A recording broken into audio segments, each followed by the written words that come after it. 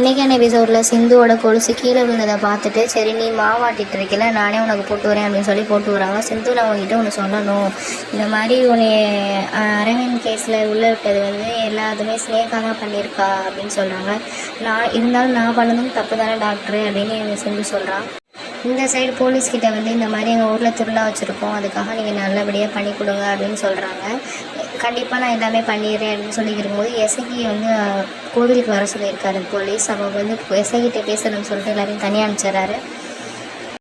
எசகி வந்ததுமே இந்த மாதிரி சம்பவத்தை கொண்டது ஈல தான் ஸ்டார்ட் ஆகும் நேமு, அவன் தான் கொண்டிருக்கான் அப்படின்னு சொல்லும்போதுமே எசகியோட ஃபேஸ்லாம் மாறி ரொம்பவே வேர்த்துது.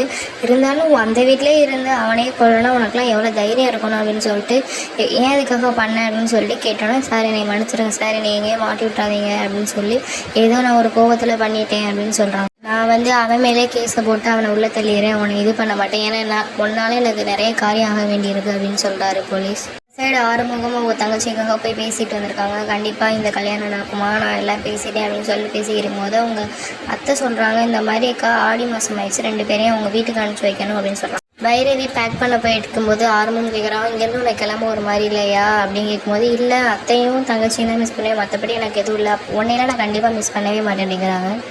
சிந்து கேட்குறான், நான் இங்கேருந்து கிளம்புறதெல்லாம் உங்களுக்கு எந்த வருத்தம் இல்லையா, லைட்டாக இருக்குது, ஆனால் அங்கே போகிறதுக்கு நான் வேணாம்னு சொல்லவும் மாட்டேன் அப்படிங்கிறாங்க. நான் போகிறேன் தானே டாக்டர், இன்றைக்கி ஒரு நாள் மட்டும் பக்கத்தில் படுத்துக்கிறேன் அப்படின்னு சொல்லிட்டு எனக்கு சொல்லி முடிச்சிடறாங்க.